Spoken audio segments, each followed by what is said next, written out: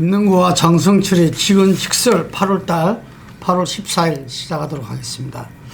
아깝게도 그 잠깐 주고 있어요. 네, 아주 우리가 어제 이 8월호와 아주 이 정말 제가 지금까지 넣은 것 중에서 아주 가장 예쁘게 넣은 것 같아요. 누가 아이디어예요? 표지 디자인도 이렇게 디자인도 아주 컬러가 지저분하지 않고 첫 번째 봐봐 메인 사진 오월동주. 예? 이게 색깔은 누가 고르셨어요? 이게 제가 올랐죠. 그래서 자랑하시는 거군요. 이게 딴 게 아니고 네이버에 8월의 컬러 치면 나옵니다. 네. 네, 아, 8월 컬러가. 8월 컬러가 요거하고 이제 그 바다색. 네. 이 두 가지인데 두 가지 중에서 이제 이걸 정한 거죠. 네. 너무 예쁜데 확 띄는데요, 눈에. 단 게 아니라 이 8월호 이 부분에 우리 장 소장이 지금 없잖아요. 아, 너무하세요. 그래서 진짜. 이게 반감된 거예요. 이게 네. 왜냐 그 전에는 우리가 이게 그 월말에 나옵니다. 월말에 나오는데 총선 때문에 지금 밀려가지고 아마 9월로부터는 조금 그게 되지 않을까 싶은데 네. 그래서 그래 되는 것을 말씀드리고요. 네. 오늘 주제는 윤석열, 한동훈, 이재명 대한민국을 움직이는 3명 아니겠습니까? 네. 이 3명이 다들 리스크가 있다. 그래서 이 리스크 해결의 그 대책이 뭐냐라는 부분들을 좀 이렇게 살펴보는 시간을 갖도록 돈 받고 하겠습니다. 해줘야 되는 거 아니에요? 이 사람들 이거 그냥 공짜로 보고 이대로 따라하면 어떡해요? 우리가 이제 나라를 위한 마음으로 해야죠. 그래서 제일 먼저는 윤석열 네. 대통령, 그 다음에는 한동훈 국힘 대표, 그 다음은 이재명 유력한 차기 이 대표. 그래서 네. 이재명 대표 2기 체제에 대해서 나도록 하겠습니다. 먼저 윤석열 대통령은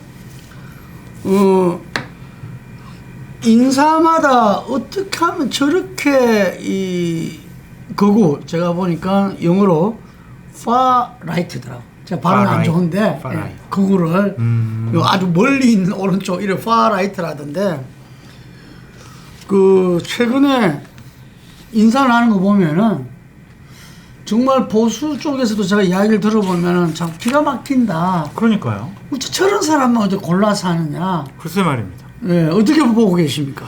윤석열 대통령 탓일까 그런 생각이 좀 듭니다. 왜냐하면 저는 윤석열 대통령이 예를 들면 독립기념관장 네. 김영석 씨를 알아가지고 야, 그 사람 독립기념관장 시켜야 돼. 그래서 저기 인사추천위원회에서 그 사람 추천해. 이렇게 과연 지시를 했을까요? 그것을 좀 디자인을 하고 그런 사람들을 고르고 추천하는 사람들이 있지 않나 좀 그런 생각이 드는데 바로 그 부분에서 궁금합니다. 정진석 비서실장이라고 저는 생각이 드는 거예요. 그래요? 아니 왜냐면은 정부의 주요한 요직의 인사추천위원회의 공식적인 위원장이 대통령 비서실장이잖아요. 비서실장이죠. 맞죠. 네. 그러면 비서실장이 실무적인 관여를 할 수밖에 없는 거예요. 특히 이제 김영석 관장 같은 경우에 MB 때 상당히 뉴라이트로서 활동을 했었고 그 당시에 핵심적으로 정권 핵심이었던 정진석 비서실장이 그렇죠. 네. 이런 사람들을 그때 정무수석을 했죠. 정무수석도 하고 네. 뭐 여러 가지 중요한 일들을 많이 했죠.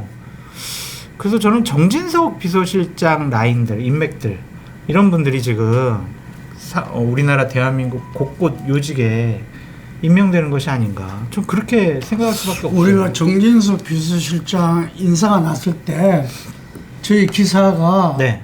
이렇게 이야기했어요. 뭡니까? 상생과 통일 포럼 폴린스가 주도하는 예. 상생과 통일 포럼의 공동 대표를 지냈던 분이니까 네. 상생하자는 거잖아요. 네. 여야 협치하자는 거니까 뭔가 조금 국정 기조에 변화가 있지 않을까 하는 기대를 해본다. 네. 이랬거든요. 네. 근데 오히려 더 아니다는 거잖아요. 그러니까 제가 봤을 때 이런 것 같아요. 그러니까 협치를 하고 정치를 복원시켜야 되겠다라는 생각을 정진석 비서실장은 했을 것 같아요. 그걸 했겠죠. 그러는데 대통령에게 여러 가지를 그동안 보고하고 막 하니까 안 먹혀. 그러니까 아유, 그냥 협치는 말고 근데 예전에 알던 사람들이나 챙기자. 그렇게 된 것이 아닌가라고 저는 추측을 해봅니다. 아니면 대통령이 이런 사람들을 알 수가 없어. 예? 대통령이 검찰총장 하면서 뭐 이진숙 방통위원장하고 그렇게 뭐 긴밀하게 뭐 관계를 맺거나 아니면은 무슨 뭐 그 사람에 대해서 흠모를 하거나 인재구나 이렇게 생각을 했겠냐고요. 그냥 밑에서 추천하니까 이런 사람들 추천하니까. 근데 저는 조금 생각이 다릅니다. 왜냐면은 그 정진석 비서실장을 제가 깊이는 모르지만 그래도 오랫동안 국회에서 봐왔고 그 이명박 대통령 시절에 물론 그런 정무수석 등등 요직에 있으면서 이명박 대통령 시절에 어쨌든 뉴라이트가 새롭게 정치 세력화됐잖아요. 그렇죠. 그렇기 때문에 그런 진단을 하시는 건데 제가 그것보다는 보수 유튜브 특히 극우 보수 유튜브와 지금 윤석열 대통령 김건희 여사가 아주 친밀한 관계를 그건 엄청 친밀하죠. 저는 그 친구들한테서 이런저런 이 추천과 조언을 받았다 이렇게 생각합니다. 방송에서도 추천받을 수 있고 사적으로도 추천받을 수 있다 그렇게 생각하시는 거네요. 그렇죠. 예. 그러면 그 절차를 갖다 정진석 실장은 했다는 거지. 네. 예. 실제로 그 인사의 어떤 이 샘터는 그쪽이었을 거다. 윤석열 대통령 부부다 이렇게 보시는 부부가 보수 유튜버들 보고. 네. 그냥 보수 유튜버, 극우 보수 유튜버. 그렇게 볼 수 있겠네요. 무시무시한 사람들. 네. 그 사람들과 아마 대선 과정에서부터 시작해서 지금까지 계속 긴밀한 관계를. 근데 김건희 여사는 보니까 뭐 그런 보수 유튜브뿐만 아니라 넘나들더만을 보니까. 근데 왜 저한테는 연락을 안 하시냐고요? 제가 진짜 저한테 연락하시면 조언 엄청나게 잘해드릴 수 있는데 저한테 연락 주세요. 진짜 이 방송 보시고 보수 유튜브만 보지 마시고 저희 폴리뉴스 전국 대담 이것도 직원지설도 봐주세요. 다 본대요. 제발. 지금 다 봐요. 이게 지금. 근데 봤는데 지금 장성철 저 X는 안 되는구나 그렇게 생각하시죠. 아니 아주 요긴하게 보고 있다. 요긴하게. 제 이야기 들었어요. 요긴하게 보면서 욕을 하시는구나. 근데 김명석 독립기념관장 임명 처리하지 않겠죠? 안 하겠다라고 방금 했죠? 전에도 기사가 났어요. 이건 대통령 인사권에 대한 도전이다. 이걸 바꾸라고 하거나 사퇴시키라고 하는 거는 이거는 하여튼 이 도전을 도저히 우리가 받아들일 수 없다. 그럼 우리 이 대목에서 네. 이종찬 강복기 회장님에 대해서 네. 이야기하지 않을 수 없어요. 네. 이분은 윤석열 대통령의 말하자면 멘토였잖아요. 멘토죠. 멘토. 그 아드님인 이철우 박사가 서로 초등학교 때부터 이렇게 중마고우였고 그래서 늘 그 집에 가면은 이렇게 조언과 고언을 어른한테 듣는 이런 관계였잖아요. 그렇죠. 그랬는데 이종찬 그 강북 회장님으로 말하자면은 신군부의 실세였어요. 그럼요. 그러다가 우리가 83년도 저는 그때 강제징용으로 군대 끌려가 있었는데 네. 그 당시 학원 자율화 조치가 생깁니다. 네. 이게 요즘 아들은 뭐 상상도 못할 건데 강의실까지 이 경찰이 이렇게 사복 경찰이 들어와 가지고 뒤에서 감시하고 막 그런 감시하고 이 학교에 좋은 벤치는 그 친구들이 다 점령했어요. 그게 말하자면 경찰이 학교에 이 진주에 있은 거죠. 네. 진주에 있어 가지고 모든 강의를 체크하고 네. 학생들을 갖다가 늘 체크하고 네. 그 시절인데 그때 이종찬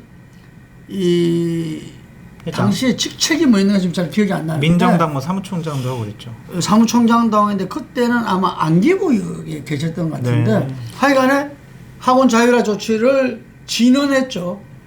네, 전두환 대통령한테. 그거 하면 안 된다. 그래가지고 그걸 받아들여서 전부 철수하게 됩니다. 네. 그래서 그게 이제 83학번 이제 그 위에 학번들은 다 겪었는데 84부터는 없죠. 네. 그게 겪지 않았었고. 근데 그거를 한 분이야. 네. 그러니까 김대중 대통령이 신군부였고 완전히 그 50의 그 핵심 중에 한 분이었는데 국정원장으로 그러니까요. 하게 되잖아요. 네. 그리고 굉장히 국민의 정부의 IMF 극복 등등의 국가적인 디자인을 갖다가 해낸 분이라고 제가 네. 알고 있어요. 네. 이게 가까이는 또 그분이 대선 출마를 했었어요. 맞습니다. 그때 제가 좀 도와드리죠. 그러셨군요.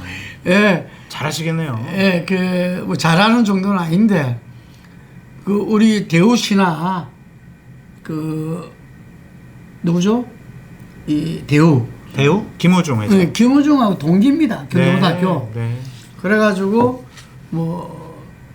김우중 회장이 대통령 해라. 했는데 본인이 지원을 하려고 하다가 내가 해야 되겠다. 이래가지고 출마를 하다가 중간에 접었죠. 그럼 그게 92년도 선거. 92년 선거입니다. YS 대통령 YS 때.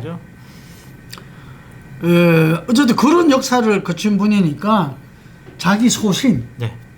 역사적인 어떤 의식, 네. 그리고 그 집안이 유명한 집안이잖아요. 이게. 이시영. 예. 이회영. 이회영. 이 집안으로서 이 모든 재산을 다 팔아오고 사람들한테 일하는 사람 나눠주고 네. 나머지를 갖고 만주로 가가지고 군관학교를 만들고 맞습니다. 독립운동을 했던 그런 역사가 있기 때문에 강북회장이 된 거거든요. 그렇죠. 그러니까 지금 김영석 기념관장이 말을 이렇게 저렇게 바꾸면 나 자기 뉴라이트 아니다. 건국절 없다라고 이야기하는데 그 본질을 잘 파악하고 있는 거죠. 네. 그러니까 이 대통령의 인사권을 뭔지를 누구보다도 잘 아는 분이 철회하라. 그리고 강복절 기념행사에 참석 안 하겠다. 예를 들면은 이거는 한 하늘을 같이 두고 갈 수 없다는 그 선언이나 마찬가지거든요. 광복절 기념식은 광복회 주관 아닌가요? 대통령도 따로 한답니다. 따로 해요? 네. 근데 이번에 강복회 주관 행사도 안 한다잖아요. 네. 네. 그러니까 이런 논란을 왜 대통령께서 자초하시는지 이해가 되질 않는데 대통령께서는 또 이런 얘기를 해요. 아니 지금 민생 먹고 사는 게 중요하지 건국절 등 이념 문제가 뭐가 중요하냐 이렇게 본인이 얘기하셨거든요. 근데 본인이 자초하신 거 아니에요? 본인이 이런 사람을 이렇게 막 뭐 예를 들면 뉴라이트 출신 김영호 통일부 장관도 임명을 하고 독립기념관장 김영석 씨를 임명을 하고 이념 문제를 본인이 자초한 건데 왜 내가 인사권을 행사했고 그러면 다 받아들여야지 왜 거기에 시비 걸고 왜 문제 삼어 이런 식의 적반하장적인 태도를 보이는 것 같아요. 도저히 이해할 수가 없습니다. 제가 이제 이 사학도잖아요. 그러세요? 그런데 우리나라에 3대 역사기관이 있습니다. 네. 한국중앙연구원, 국사편찬위원회, 네. 동북아 여사재단 등이 있는데 네. 이 부분을 전부 다 극유수양 인사 장악했어요. 그러니까요. 이게 이제 이명박 박근혜 때도 없었던 일이거든요. 이해를 못하겠어요. 진짜 네. 도저히 왜 이런 일이 벌어지는지. 정말. 그래서 지금 전 세계적으로도 극우 세력이 돌풍을 일으키고 있지 않습니까? 네. 이게.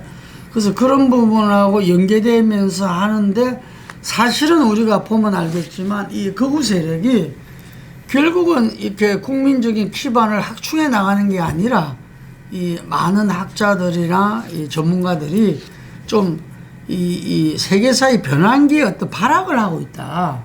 이런 지적들을 하거든요. 그래서 나는 이 세계사에서 지금 세계적으로 이런 흐름이 있지만 이걸 정확하게 내다봐야 되는데 아까 말해서 지금 이 흐름은 이렇게 가고 있습니다.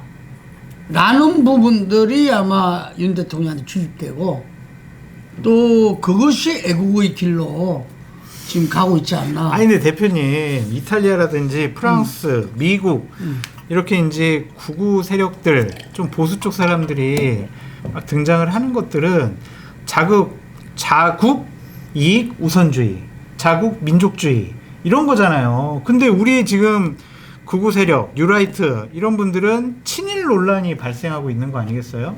식민지 근대화론.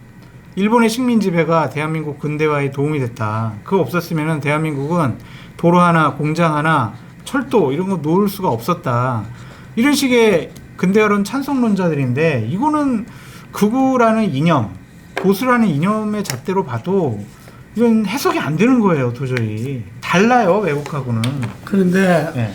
내가 그 점에서 또 진짜 이걸 깊이 있게 말씀드리고 싶은데 이건 우리 소추로도 해가지고 그 수법무 부장 꼭 해라. 뭐냐면은 지금 말씀하신 부분 우리는 어떤 그 일제 강점을 했고 식민 지배를 당했기 때문에 이 그냥 이렇게 이념상 그거하고 다르다. 네. 지금 이런 이야기를 하잖아요. 그런데 아주 심각합니다. 이 근대화론. 네. 우리가 생각할 때는 많은 분들이 일제에서 우리 근대화가 뭐 상당 부분 이루어지고 기반을 구축했다. 부정적일 것 같죠? 그죠? 부정적이에요? 그게 비슷합니다. 오. 그리고 그렇게 생각하는 사람들이 그 많단 건국절 말이죠. 논란 있잖아요. 이명박 정부 시절에는 이거는 일부 뉴라이트 세력의 주창에 의해서 이루어졌다고 보지만 현재 이승만 지금 이제 영웅 만들기가 줄기차게 진행되고 있잖아요. 그래서 대한민국은 1948년 8월 15일 날 수립됐다. 건국절이라면은 네거티브한 게 많지만 정부 수립은 그때부터라를 인정한 사람들이 훨씬 많습니다. 네. 이게 우리가 19년도에 그 임시정부 수립을 이 헌법 전문에 그래 돼 있잖아요. 그때부터 우리 대한민국의 출발로 보는데 이번 김영석 관장은 독립기념 관장은 살짝 그거를 그때 시작하고 48년 8월 15일 날 완성됐다 이렇게 표현을 해요. 그래서 사실상은 건국이 완성된 거는 48년이다 이렇게 이야기하는데 자기는 건국주를 부정한다고 할 생각도 없고 뭐 이렇다 이야기하는데 그렇죠. 이게 윤석열 정부 들어와서 일본과의 관계에서 이게 우리가 미래가 중요하다.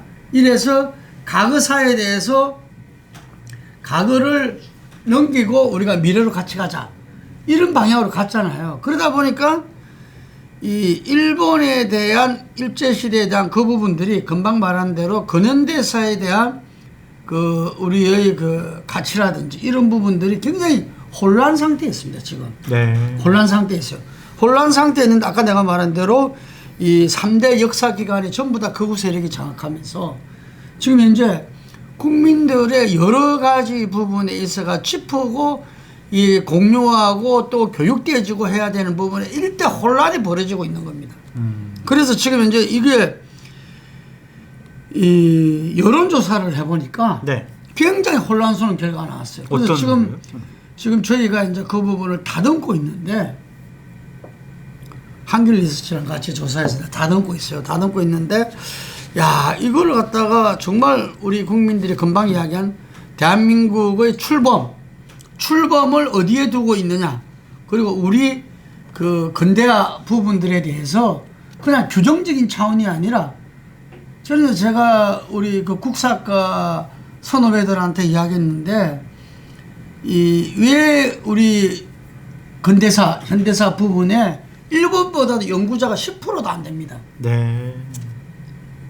일본에서는 온갖 사료를 우리나라 사료를 자기들이 다 가져갔잖아요. 일제 그때. 그럼 그걸 다시 다 가져오고 그 정도 우리나라 역사를 연구하는 건데 10%도 안 됩니다. 이게.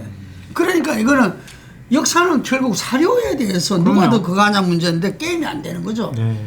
근데 나는 그 문제가 결국에는 이 국가 리더십이 예를 들면 윤석열 대통령처럼 일본과의 관계를 이렇게 싹 전환시켜내면은 그 기반이 탄탄해서는 그게 움직이지도 않죠. 그런데 지금 보면은 근대화론이라든지 지금 건국절이라는 이게 흔들립니다. 지금 아주 심각해요. 이 문제가 단순히 윤석열의 극우 세력 종용 문제가 아니라 우리 대한민국 국민들의 역사의식 지금 현재 이 인식 이 부분들이 굉장히 혼란에 지금 처했다. 저는 이번에 이 역사 논쟁을 통해서 그 부분들이 좀 제대로 부각되어야 된다.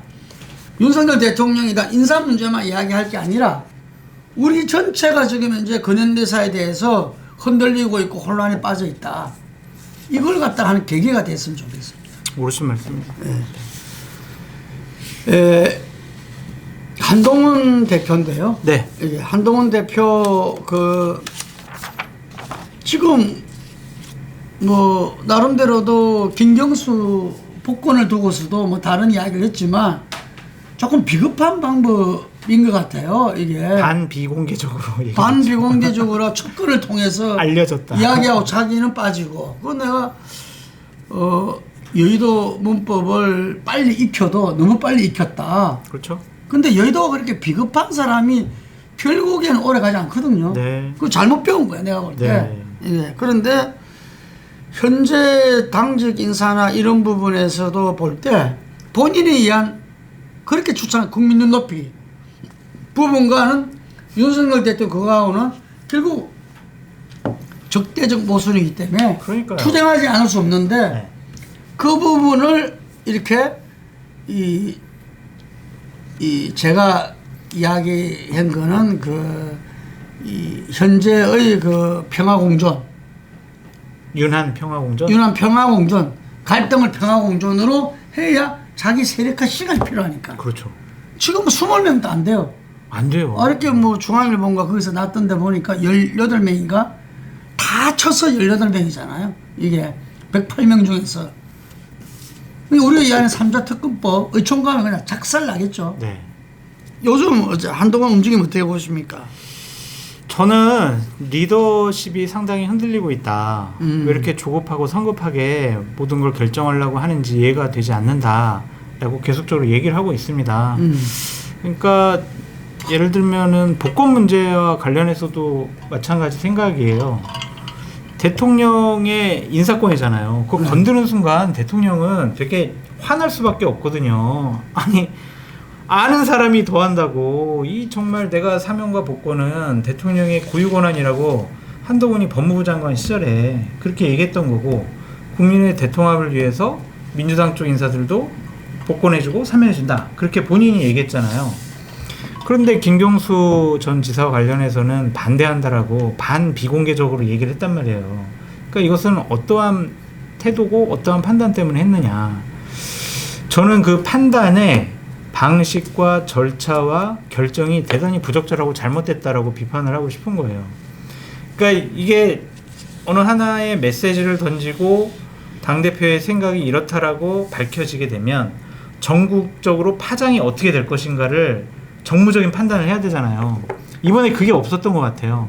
그냥 혼자 집에서 이렇게 생각하다가 이거 김경수 이거 복권시키면 안 되지, 저기 복권시키면 안 된다고 좀 얘기 좀 하고 다니세요, 측근들한테 이렇게 얘기한 거잖아요. 복권시키면 안 된다라고 얘기했을 때의 긍정적인 효과, 부정적인 효과, 이걸 했을 때 안 했을 때 무엇이 좋은지 나쁜지 이런 것들을 체계적으로 검토하거나 논의한 흔적이 없어요. 본인 생각이란 말이에요. 그러니까 대통령실에서 윤핵관들이 세게 당신은 뭐 하는 사람이야, 지금 대통령 인사권 지금 침해하는 거야 라고 하니까 더 숨어버렸어요. 월요일날 최고위원 회의도 안 해버리잖아요. 숨어버렸단 말이에요. 그러면서 기자들이 다른 행사장에서 아니 그 김경수 어떻게 생각하세요 그랬더니 저번에 말씀드렸습니다, 더 이상 뭐 말씀드리지 않겠습니다, 이렇게 얘기를 한단 말이에요. 이렇게 무책임한 모습 아니겠냐고요. 그러니까 대단히 지금 당대표로서 그 자리에 무게감을 느끼지 못하고 있다, 그런 생각이 좀 들더라고요. 저는 한동훈 당대표는 이번에 물론 뭐 장관 그만두고 비대위원장 시절부터겠지만 어쨌든 총선 끝나고 나서 한동훈 팀을 꾸렸을 거다. 그죠? 말하자면 비산? 대선 캠프죠. 대선 캠프. 차기 없다던데요. 대선 캠프를 없다던데. 적절한 수준에서 그걸 했을 거고, 그러면서 거기서 첫 번째 논의가 이제 전당대 나가냐 마냐 가지고 이야기했을 거고, 제가 잘 아는 보수에서 한 30년간 그걸 짚어오고 조율하고 나누고 했던 분이 한동훈 당대표한테 진언을 했대. 네. 자, 보수에 사람이 없다. 네. 그러니까 본인이 다음 이 대권의 그 보수의 대표로 부딪히고 이겨야 된다. 그런데 이 지금 진영 대결이 점점 더 가중되고 나라 국정은 개판이고, 그 이유가 뭐냐? 네. 좀 낙성을 해야 된다. 이게 압도적으로 이겨야 되는데 0.73% 뭐 우리 이전에 DJ 그다음에 뭐 노무현 같은 경우도 뭐 2.7%뭐 1.9%뭐 이래서 하니까 이게 그래서 우리가 결선 투표가 필요하다 뭐 이런 이야기잖아요 이게. 그런데 이제 넉넉히 이겨야 한쪽 세력이 대통령을 인정하고 또 이 국민이 이 그거니까 평가하고 심판이었으니까 또 그 기간 맡겨주고 이래야 되는데 인정을 안 하는 거죠. 그쵸. 양쪽이 다. 네. 그러니까 넉넉히 낙성을 해야 된다 이게 이기더라도 낙성을 한 MB도 뭐 별 수 없었지만 그렇죠. 이게 그러기 위해서는 그 한동훈 카드가 정말 소중하게 다루져야 된다. 그럼요. 그래서 전당대회 나가지 마라. 한번 쉬어라. 전당대회 나가면은 친윤과 대결이 불가피하다. 네. 이미 한동훈과 윤석열은 함께 할 수 없는 걸로 이미 이 지난번에 1차 우리가 윤한 갈등부터 약속 대련이 아니라 둘이가 함께 할 수 없다는 게 그 당시에 우리 추정이었는데 네. 지금은 드러난 거라고 봐야 됩니다. 너무 잘 알기 때문에 지금 이 김건희 여사가 가장 정치인들 중에서 부담스러워하고 이 그간 상대가 한동훈 대표라는 거잖아요. 네. 한동훈 대표도 마찬가지랍니다. 이게 그럼 어떻게? 그런데 거기를 선택을 한 거야. 이게 그러면 이거는 이번 그 전당대회 보세요. 계속 서로 이전 투구하고 네거티브하고 이랬잖아요. 네. 이 제 경험으로는 우리 장수원도 마찬가지지만 선거 때 서로 싸운 사람들은 나중에 복구되지 않습니다. 그렇죠. 한 편이라도 복구되지 않아요. 맞아요. 그거는. 맞아요. 그러니까 대선 경선 때 싸운 사람 일각에서는 문재인이 이재명하고 세게 싸웠기 때문에 이재명 대통령 만들기 싫어서 윤석열 총장을 안 잘랐다 이런 말도 있어요. 네, 네. 심지어 뭐 이명박 박근혜는 말할 것도 없고요. 그랬지 않습니까? 이게 그나마 TJ하고 YS는 좀 달랐던 거죠. 이게 뭐 싸우기도 하고 연대도 하고 이랬으니까. 그런데 그래서 그분이 나가지 마라. 나가면은 갈등과 이전 투구는 불가피하다. 그러면 사방에 적이 생길 수, 보수 세력 내에 적이 생길 수밖에 없으니까 이거는 겨우겨우 모아놔봤자 나중에 해봤자 겨우 이긴다. 네. 그러니까 나가지 말고 그동안에 이 실력도 쌓고 그래서 해외도 돌아다니면서 견문도 넓히고 그리고 세력화를 이 스텝 바이 스텝으로 해나가라. 어차피 나중에 이 후보는 한동훈이다 이러고. 근데 왜 그래 보십니까? 물어봤어. 왜 지금 오세훈 후보도 서울시장도 그렇죠. 있고 뭐 이 나경원 뭐도 있고 이준석도 있고. 이준석은 약간 이제 조금 다른 케이스인데 이준석이 다음 대선에 이 말하자면은 상당히 중요한 역할을 하게 될 거라고 예측하더라고. 그건 내가 생각할 것 같아요. 그런데 오세훈 시장 보고는 이런 말을 해요. 서울시장 선거를 4번 했다. 그럼 대통령은 국민이 만드는 건데 지금 지지율이 2, 3%다. 네. 그럼 국민평가 끝난 거다. 이렇게 단순하게 말해버리더라고. 나 깜짝 놀랐어요. 반전의 기회가 없을까요? 근데 반전의 기회라는 게 있지 않느냐? 쉽지 않다는 거예요. 이게 인지도가 없는 사람이 아직 국민들이 잘 모르는 사람은 얼마든지 반전의 기회가 있는데 너무나 잘 아는 사람한테 그 정도 국민평가가 인색한 거는 그거는 참 어렵다. 되돌리기가. 이런 말을 하더라고요. 근데 어쨌든 뭐 그건 기회가 있겠죠. 근데 어쨌든 한동훈 대표한테 그런 말을 했는데 그쪽 캠프에서 나는 존재감 그리고 그동안에 워낙 많이 남았기 때문에 윤 대통령에 의해서 존재가 거세될 수도 있다. 이런 위기감, 불안감이 출마를 나는 낫다고 봐요. 그렇기 때문에 지금 막상 되고 나니까 금방 말씀하신 대로 조급하기도 하고 조급해요. 또 한편은 또 비급하기도 하고 네. 지금 이 한동훈 효과 또 한동훈에 대한 기대감이 오히려 사라지고 있어 지금. 자 그래서 우리가 계속 주장하는 게 삼자 추천 특검 어쩌는가 보자. 네. 이런데 지금 언론에서는 사실상 무산 이렇게 기사가 나와요. 왜냐하면 장동혁 최고위원이 네. 측근이잖아요. 네. 언론에 나와가지고 뭐라고 얘기하냐면, 아이 그거 뭐 이제 뭐 그거 이제 뭐 해봤자 뭔 소용이 있겠어요. 그거 이제 이런 식으로 뭉개더라고요. 그거는 장동혁의 개인 의지가 아닌 것 같아요. 그렇죠. 한동훈 대표의 뜻과 판단이 들어가 있는 것 같거든요. 그러면 전당대회 때는 3자 특검 법안 본인이 추진하겠다고 얘기했거든요. 추진. 근데 이제는 뭉개고 있단 말이에요. 지금도 자신은 변화 없다고 또 이야기를 해. 변화는 없는데 추진하겠다라는 얘기는 안 하잖아요. 그리고 자기가 그걸 하는 게 이제 원내잖아요. 어쨌든 네. 추경호 원내대표 어쩔 수 없고 친윤이고, 그럼 자기가 한 정책위의장 논란 속에서도 김상훈 위원장을 했잖아요. 정책위 의장을. 근데 이분 또 수사 후에 그렇죠. 윤 대통령과 똑같은 기존의 당론하고 똑같아요. 그러니까 이해가 안 돼요. 그러니까 뭐하러 정책위 의장을 그렇게 바꾸려고 여권 내 분란을 불러일으켰는지. 그러면 완전히 자기 사람을 좀 심어하든지. 근데 그것도 아니잖아요. 이 김상훈이라는 의원은 그냥 술에 술 탔다. 관료죠, 관료. 그냥 권력 있으면 이런 사람이거든요. 이 사람이 과연 최고위원회에서 의결할 때 정책위의장으로서 한동훈 편을 들어줄 것이냐, 전혀 그렇게 생각하지 않거든요. 이 사람을 시켰다는 것 자체가 좀 미스테리예요. 그래서 이러한 인사도 보면은 제대로 잘 판단하지 못하고 있다. 그렇게 볼 수밖에 없죠. 저는 그래서 이 노회한 정치를 배우려고 하는 모양인데, 한동훈은 어찌 말하면 정치 초보입니다. 네. 초보는 초보답게 신선감으로 부딪혀야지. 자기가 국민 눈높이,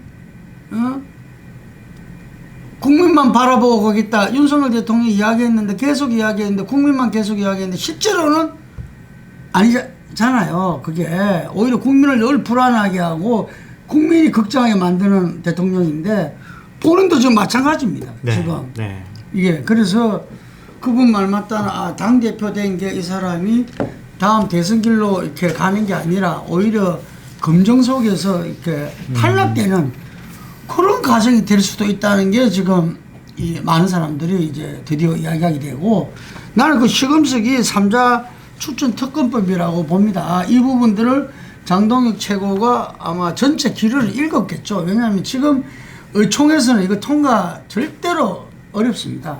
추경호 원내대표 자체가 협조할 생각이 전혀 없어요. 전혀 없고, 아니 다른 의원들도 마찬가지입니다. 다수는. 왜냐?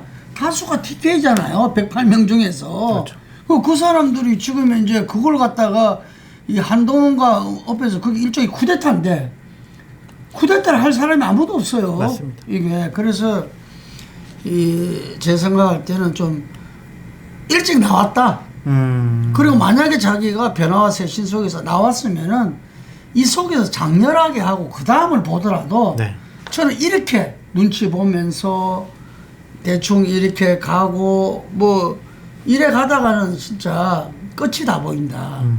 이렇게 봅니다. 이렇게 윤석열 대통령 그래도 대통령 되고 나서 드러났지만, 이 사람은 당대표 시절에 지금 끝이 보이려고 하고 있다. 제가 그 총선 전에 이재호 고문하고 유인태 고문하고 저녁을 먹은 적이 있어요. 네. 그때 이제 한동훈 비대위원장 겸 선거대책위원장이었잖아요. 그 두 분 똑같이 얘기하시더라고요. 내공이 없어 보인다. 그래서 미천이 곧 드러날 거다. 그래서 정치를 해봤자 지금은 팬덤 현상으로 국민들의 기대와 환호를 받을 수 있겠지만 곧 실력이 드러날 거다. 그래서 한동훈이 큰 정치 지도자로 크기는 쉽지가 않다. 어렵다. 그 당시 표현은 더 자극적이었어요. 날 샜어! 볼 것도 없어! 막 이러더라고. 그래서 아이 그래도 보셔야죠. 그랬는데 아니야 내공이 없어. 딱 그러시더라고요. 이재호 의원님이 지금 그 민주화 기준 사업회사 이사. 저 인터뷰를 요청했었어요. 네네네. 그런데 군직에 계시다고. 안 하신대요? 네, 나라 국록을 먹고 있기 때문에 자기가 이 정치 인터뷰는 사양을 할 수밖에. 아이 저한테는 장 소장 겁먹지 말고 더 세게 얘기해야 돼. 아니, 더 비판해 막. 본인은 못한다. 본인은 못하고 왜 나한테 시키는 거예요? 하여간에 그 한동훈 대표를 우리가 한번 모시려고 그래요. 네, 한번 모셔가지고 네. 얘기 좀 들어보시고요. 그 비서실장이라고 비서실장으로 있는 박정아 의원이 이제 옛날에 그 박찬종 그 한참 대선 주자로 잘 나가실 때 그 막내였어요. 박정호 의원이. 조혜진 의원하고 그럼 같이 그렇지. 있었던 건가요? 예. 조회장 조금 위에였고 이게 막내였는데 이 친구도 이 강단이 대단한 친구죠. 그럼요, 훌륭하죠. 인품도 훌륭하고. 제가 이제 격려를 했죠. 비서실장 되고 나서. 네. 그러니까 어째 말하면 또 풍랑의 한 가운데 서게 됐잖아요. 네. 이게 그래서 운명이다. 네. 제가 이제 그런 말을 해줬는데 왜냐면은 박찬종 전 의원을 모셨다는 거는 참 이 정치판에서 쉽지 않은 경험을 했잖아요. 그렇죠. 이리 치고 저리 치고 막 예를 들면은 모리아릴 수도 있지만 어쨌든 온갖 구설수에 오르고 네. 그래도 여전히 살아계시고 건강하시는 네. 모습 보니까 좋은데 그 경험을 다 했기 때문에 우리 박정호 의원은 내공이 상당할 것이다. 네. 이게 어찌 말하면 동기호태였잖아요. 박찬종 의원은 지금 이 한동훈 대표도 어찌 말하면 동기호태입니다. 예, 그래서 그 동기호태가 얼만큼 역사를 만들어내는가 이런 부분에 본인이 이야기하는 국민 눈높이 국민만 보고 가라 자기 우군을. 근데 옆에서 이러저런 사람들이 조언을 하는 걸 봐가지고 지금 약간 방향을 잃고 있다. 저는 볼 때 그렇죠. 그래 봅니다. 그러다 보니까 어떤 데는 본래 방향을 잃으면 막 우로 좌로 왔다 갔다 하는 거거든. 맞아, 아까 지적하신 대로 대통령 인사건 권성동 의원 말 맞다나 내부적으로 진언하면 되는 거야. 그거를 자기 척건들 시켜가지고 그런 식으로 할 게 아니고. 근데 제가 좀 내 마음을 들어봤더니 되게 빡쳐 있다는 거예요. 그거 왜 빡쳐 있냐? 그렇게 물어봤더니 아니 내가 진짜 정말 민생으로 좀 프레임을 전환시키려고 했다. 그래서 금투세라든지 전기료 감면이라든지 뭐 다른 법안 문제를 내세우면서 막 야당에게 야 우리 정책 토론하자 막 이렇게 해서 프레임을 전환시키려고 했는데 갑자기 윤 대통령이 짠 하고 나타나가지고 김경수 복권 하니까 지금 민생 얘기는 싹 들어가고 김경수 복권이 야권에 미칠 파장은 무엇인가, 저것이 결국에는 여권 분열을 불러일으켰네, 일주일 내내 지금 그 얘기하고 있잖아요. 그러니까 엄청나게 지금 열받았다고 그러더라고요. 그게 이제 지난번 총선 때도 본인이 이재명, 한동훈 이 맞대결 프레임으로 가려고 그랬는데 대통령이 짠 하고 나타나가지고 대파 가격은 아주 합리적이구만 이런 얘기하거나, 또 이제 전국 다니면서 막 거의 이틀에 한 번씩 한동훈이가 막 오르니까 본인이 갑자기 그렇죠. 일정을 잡아가지고 그게 이제 센터 본능을 본인은 도저히 이거 놓치면 안 된다고 생각한다는 거예요. 그래가지고 한동훈 대표가 빡쳐가지고 그렇게 한번 지른 거고, 또 하나는 김경수 지사를 저렇게 사면 복권시켜준 거는 차기 대선 구도를 흔들려고 한다. 나 대통령 되는 그 길을 좀 방해하려고 한다라는 피해의식이 있다는 거예요. 그래서 화가 나가지고 이제 막 이제 질르고 있는데, 한동훈 대표는 이재명이 흔들리면 안 된다 이러보는 건가? 아니, 그러니까 이재명이 나오면은 내가 뭐 얼마든지 뭐 이재명 정도는 이건데 다른 사람이 나오고 또 막 저쪽에서 이재명 그냥 재미없는 게임으로 이재명 대선 후보 딱 등장을 하면 국민들이 에이 재미도 없네, 뭐 어차피 이재명 되는 거. 근데 김경수, 김동연 막 치고받고 싸우면 저쪽도 흥미로워질 거 아니냐. 이게 재미있을 것 같아. 한동훈 대표 불러가지고 우리 장소진하고 내하고 막 물어보는 거야. 청문회 하시죠, 청문회. 청문회. 그럼 자기는 막 이야기하고 네. 이게 그거 저 잘할 수 있어요. 청문회. 청문회 하시죠. 박정호 의원을 꼬우겠습니다. 비서실장 꼬아가지고 이게 너 사는 길이다. 네. 아니 참 그 제가 무슨 얘기를 해주냐면, 지도자는 고독한 결단을 통해서 정치적인 책임을 지는 거는 맞다. 하지만은 결단을 하기 전에 다양한 참모들의 얘기를 들어야 된다. 논의하고 상의를 해야 된다. 그래서 내가 놓친 부분이 뭘까?